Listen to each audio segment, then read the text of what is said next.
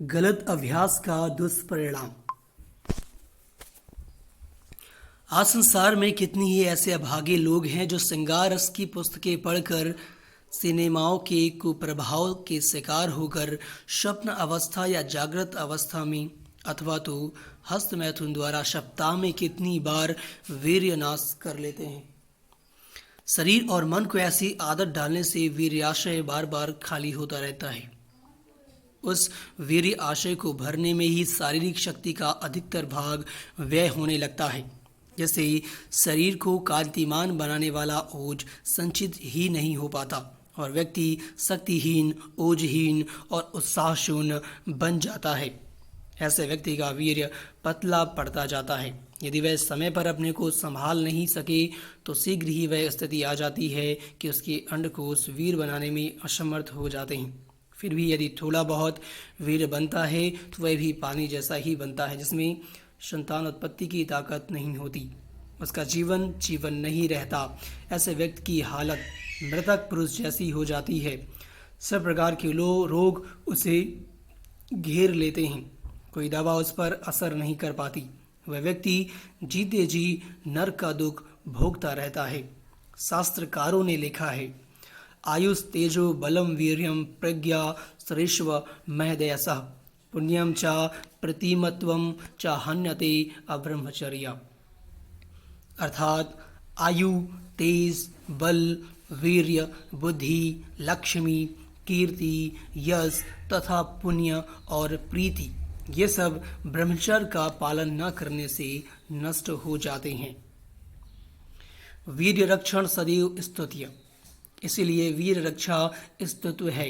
अथर्ववेद में कहा गया है, अतिसृष्टो अपा वृषभो अतिसृष्टा अग्नयो दिव्या इदम तमति सृजामितम माँ अव्यौ निक्षी। अर्थात शरीर में व्याप्त वीर रूपी जल को बाहर ले जाने वाले, शरीर से अलग कर देने वाले काम को मैंने परे हटा दिया है। अब मैं इस काम को अपने से सर्वथा दूर फेंकता हूँ। मैं इस अरोगता बल बुद्धिनाशक काम का कभी शिकार नहीं होऊंगा। और इस प्रकार के संकल्प से अपने जीवन का निर्माण ना करके जो व्यक्ति वीर्यनाश करता रहता है, उसकी क्या गति होगी, इसका भी अथर्ववेद में उल्लेख आता है।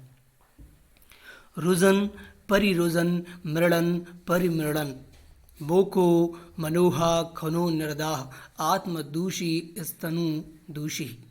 अर्थात यह काम रोगी बनाने वाला है, बहुत बुरी तरह रोगी करने वाला है। मृडन यानी मार देने वाला है। परिमृडन यानी बहुत बुरी तरह मारने वाला है। यह टेढ़ी चाल चलता है, मानसिक शक्तियों को नष्ट कर देता है। शरीर में से स्वास्थ्य, बल, आरोग्यता आदि को खोद खोद कर बाहर फेंक देता है। शरीर की सब धातुओं को जला देता है। आत्मा को मलिन कर देता है। शरीर के वात, पित्त, कफ को दूषित करके उसे तेजोहीन बना देता है। ब्रह्मचर्य के बल से ही अंगारपर्ण जैसे बलशाली गंधर्वराज को अर्जुन ने पराजित कर दिया था। अर्जुन और अंगारपर्ण गंधर्व। अर्जुन अपने भाइयों सहित द्रौपदी के स्वयंवर स्थल पांचाल देश की ओर जा रहा था। तब बीच में गंगा तट पर बसे सोम आश्रायण तीर्थ में गंधर्वराज अंगारपर्ण ने उसका रास्ता रोक दिया। वह गंगा में अपनी स्त्रियों के साथ जल क्रीड़ा कर रहा था। उसने पांचों पांडवों को कहा, मेरे यहाँ रहते हुए राक्षस, यक्ष, देवता अथवा मनुष्य कोई भी इस मार्ग से नहीं जा सकता। तुम लोग जान की खैर चाहते हो तो लौट जाओ। तब अर्जुन कहता है, मैं जानता हूँ कि संपूर्ण गंधर्व मनुष्यों से अधिक शक्तिशाली होते हैं, फिर भी मेरे आगे तुम्हारी दाल नहीं गलेगी। तुम्हें जो करना हो सो करो, हम तो इधर से ही जाएंगे। अर्जुन के इस प्रतिवादवाद से गंधर्व बहुत क्रोधित हुआ और उसने पांडवों पर तीक्ष्ण बाण छोड़े। अर्जुन ने अपने हाथ में जो जलती हुई मसाल पकड़ी थी, उसी से उसके सभी बाणों को निष्फल कर दिया। फिर गंधर्व पर आग्नेय अस्त्र चला दिया। अस्त्र के तेज से गंधर्व का रथ जलकर भस्म हो गया और वह स्वयं घायल एवं अचेत होकर मुंह के बल गिर पड़ा। यह देखकर उस गंधर्व की पत्नी कुम्मी नसी बहुत घबराई और अपने पति की रक्षार्थ युधिष्ठिर से प्रार्थना करने लगी। तब युधिष्ठिर ने अर्जुन से उस गंधर्व को अभयदान दिलवाया। जब वह अंगारपण होश में आया तब बोला, अर्जुन, मैं परास्त हो गया, इसलिए अपने पूर्व नाम अंगारपण को छोड़ देता हूँ। मैं अपने विचित्र रथ के कारण चित्ररथ कहलाता था। वह रथ भी आपने अपने पराक्रम से दग्ध कर दिया है, अतः अब मैं दग्ध रथ कहलाऊंगा। मेरे पास चाक्षुषी नामक विद्या है, जिसे मनु ने सोम को, सोम ने विश्रवावसु को और विश्रवावसु ने मुझे प्रदान की है। ये गुरु की विद्या यदि किसी कायर को मिल जाए तो नष्ट हो जाती है। जो 6 महीने तक एक पैर पर खड़ा रहकर तपस्या करे वही इस विद्या को पा सकता है। परंतु अर्जुन, मैं आपको ऐसी तपस्या के बिना ही यह विद्या प्रदान करता हूँ। इस विद्या की विशेषता यह है कि तीनों लोकों में कहीं भी स्थित किसी वस्तु को आंख से देखने की इच्छा हो तो उसे उसी रूप में इस विद्या के प्रभाव से कोई भी व्यक्ति देख सकता है। अर्जुन, इस विद्या के बल पर हम लोग मनुष्यों से श्रेष्ठ माने जाते हैं और देवताओं के तुल्य प्रभाव दिखा सकते हैं। इस प्रकार अंगारपण ने अर्जुन को चाक्षुषी विद्या, दिव्य घोड़े एवं अन्य वस्तुएं भेंट की। अर्जुन ने गंधर्व से पूछा, गंधर्व, तुमने हम पर एकाएक आक्रमण क्यों किया और फिर हार क्यों गए? तब गंधर्व ने बड़ा मर्म भरा उत्तर दिया। उसने कहा, शत्रुओं को संताप देने वाले वीर, यदि कोई कामाशक्त क्षत्रिय रात में मुझसे युद्ध करने आता तो किसी भी प्रकार जीवित नहीं बच सकता था, क्योंकि रात में हम लोगों का बल और भी बढ़ जाता है। आपने बाहुबल का भरोसा रखने वाला कोई भी पुरुष जब अपनी स्त्री के सम्मुख किसी के द्वारा अपना अपमान होते देखता है तो सहन नहीं कर पाता। मैं जब अपनी स्त्री के साथ जल क्रीड़ा कर रहा था तभी आपने मुझे ललकारा, इसीलिए मैं क्रोधाविष्ट हुआ और आप पर वाण वर्षा की। लेकिन यदि आप यह पूछो कि मैं आपसे पराजित क्यों हुआ तो इसका उत्तर है, ब्रह्मचर्यम परो धर्मः सचापि नियतस्वतई यस्माद् तस्मादहं पार्थ रणे अस्मि विजितस्त्वया। अर्थात ब्रह्मचर्य सबसे बड़ा धर्म है और वह आप में निश्चित रूप से विद्यमान है। हे कुंती नंदन, इसीलिए युद्ध में मैं आपसे हार गया हूँ। हम समझ गए कि वीर रक्षण अति आवश्यक है। अब वह कैसे हो इसकी चर्चा करने से पूर्व एक बार ब्रह्मचर्य का तात्विक अर्थ ठीक से समझ लें। ब्रह्मचर्य का तात्विक अर्थ,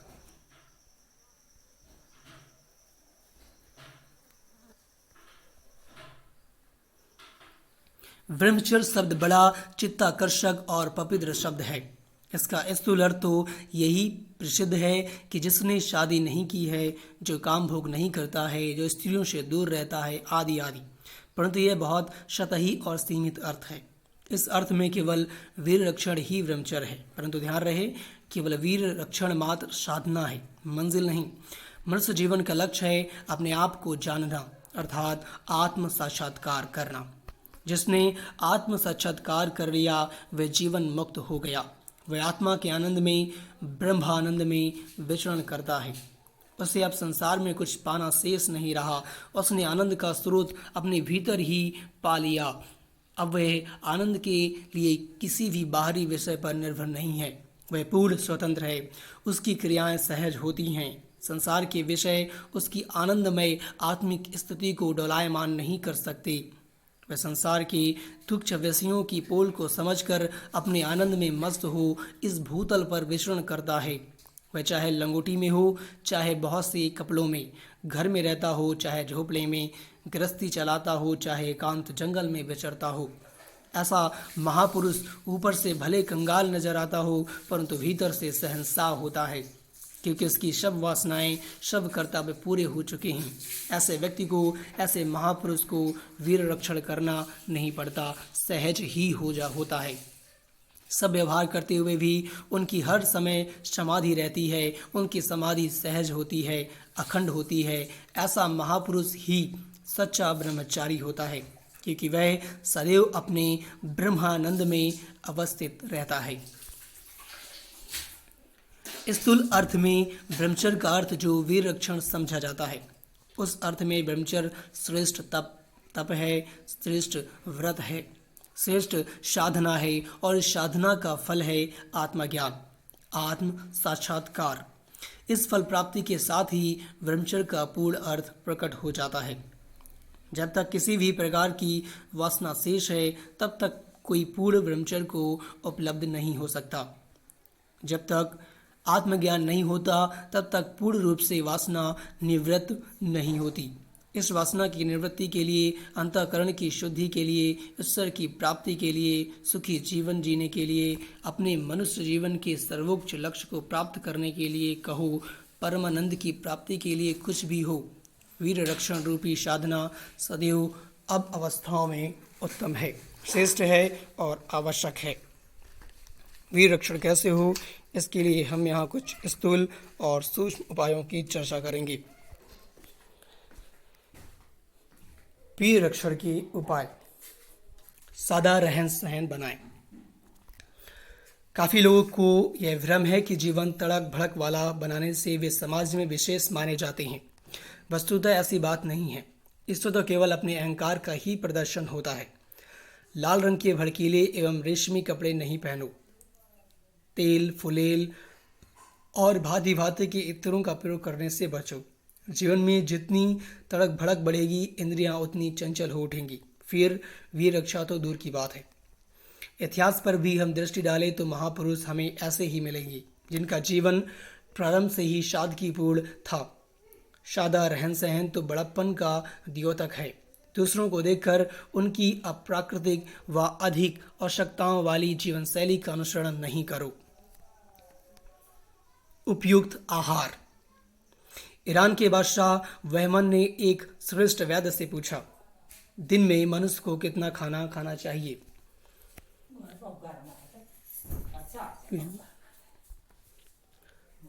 100 दिराम अर्थात 31 तोला।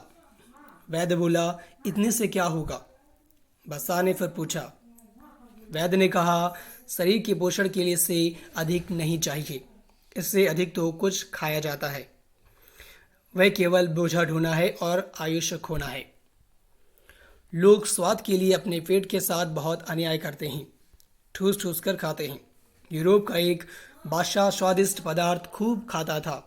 बाद में औषधियाँ द्वारा उल्टी करके फिर से स्वाद लेने के लिए भोजन करता रहता था। वह जल्दी मर गया। आप स्वाद लोलुप नहीं बनो। जिह्वा को नियंत्रण में रखो। क्या खाएं, कब खाएं, कैसे खाएं और कितना खाएं, इसका विवेक नहीं रखा तो पेट खराब होगा। शरीर को रोग घेर लेंगे, विनाश का प्रोत्साहन मिलेगा और अपने को पतन के रास्ते जाने से नहीं रोक सकेंगे। प्रेम पूर्वक शांत मन से पवित्र स्थान पर बैठकर भोजन करो। जिस समय नासिका का दाहिना स्वर सूर्य नाड़ी चालू हो, उस समय किया भोजन शीघ्र पच जाता है,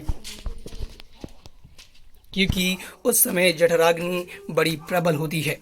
भोजन के समय यदि दाहिना स्वर चालू नहीं हो तो उसको चालू कर दो।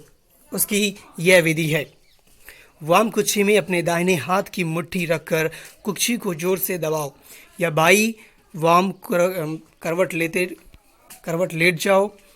थोड़ी ही देर में दाहिना यानी सूर्य स्वर चालू हो जाएगा। रात्रि को बाईं करवट लेकर ही सोना चाहिए। दिन में सोना उचित नहीं, किंतु यदि सोना आवश्यक हो तो दाहिनी करवट ही लेटना चाहिए। एक बात का खूब ख्याल रखो, यदि पेय पदार्थ लेना हो तो जब चंद्र यानी बायां स्वर चालू हो तभी लो। यदि सूर्य दाहिना स्वर चालू हो और आपने दूध, कॉफी, चाय, पानी या कोई भी पेय पदार्थ लिया तो वीरनाश होकर रहेगा। खबरदार, सूर्य स्वर चल रहा हो तब कोई भी पेय पदार्थ ना पियो। उस समय यदि पेय पदार्थ पीना पड़े तो दाहिना नथुना बंद करके बाएं नथुने से श्वास लेते हुए ही पियो। रात्रि को भोजन कम करो। भोजन हल्का सुपाच्य हो। बहुत गर्म और देर से पचने वाला गरिष्ठ भोजन रोग पैदा करता है।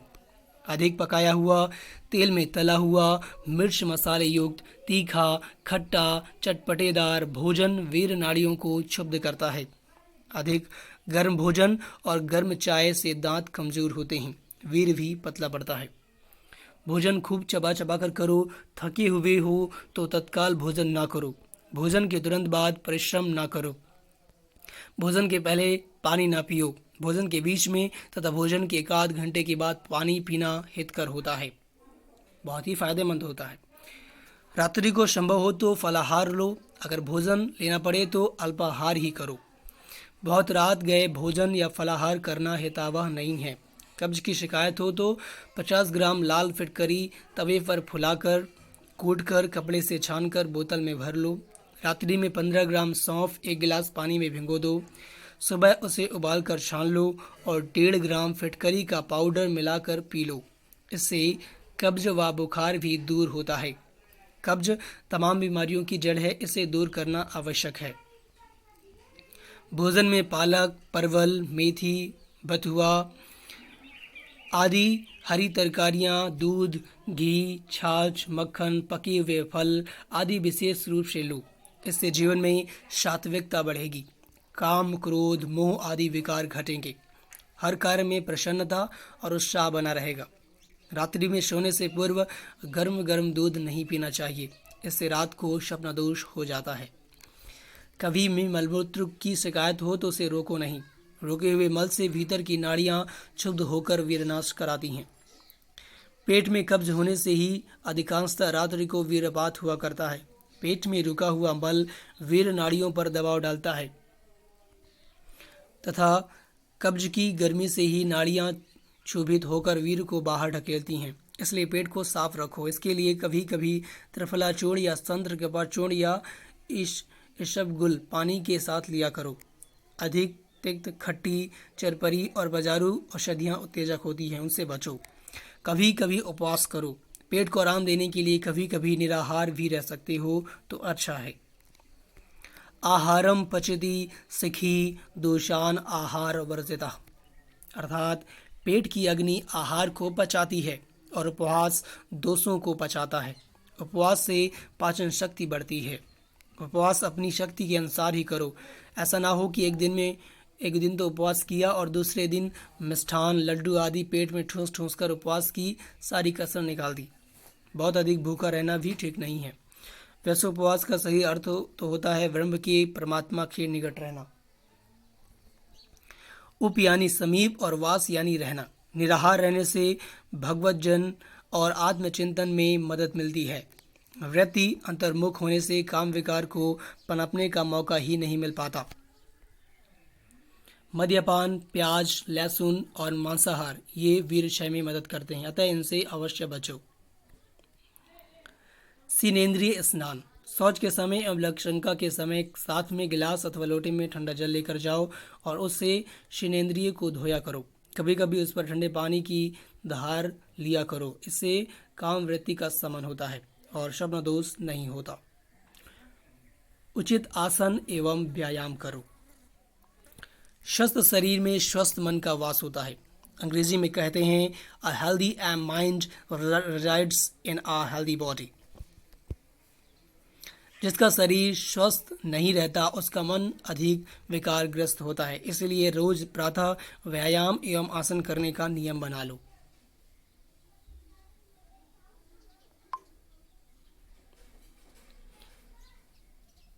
रोज प्रातः काल 3 से 4 मिनट दौड़ने और तेजी से टहलने से भी शरीर को अच्छा व्यायाम मिल जाता है। सूर्य नमस्कार 13 अथवा उससे अधिक किया करो तो उत्तम है। इसमें आसन व व्यायाम दोनों का समावेश होता है। व्यायाम का अर्थ पहलवानों की तरह मांसपेशियां बढ़ाना नहीं है। शरीर को योग्य कसरत मिल जाए ताकि उसमें रोग प्रवेश ना करें और शरीर तथा मन स्वस्थ रहे, इतना ही उसमें हेतु है। व्यायाम से अधिक उपयोगी आसन है। आसन शरीर के समुचित विकास एवं ब्रह्मचर्य साधना के लिए अत्यंत उपयोगी सिद्ध होते हैं। इनसे नाड़ियां शुद्ध होकर सत्व गुण की वृद्धि होती है।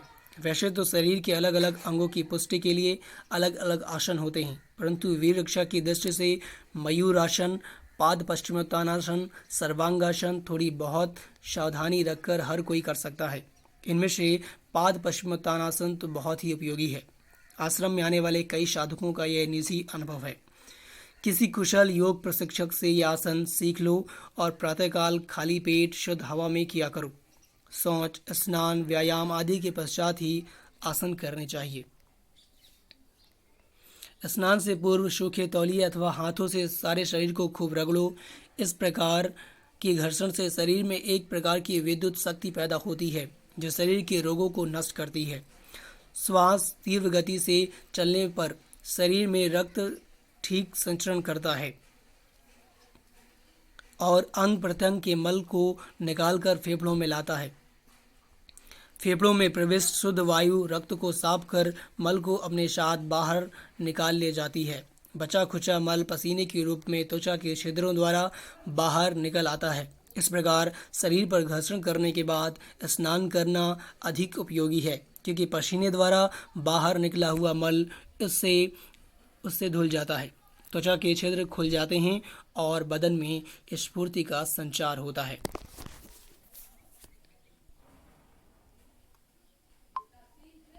हरि ओम।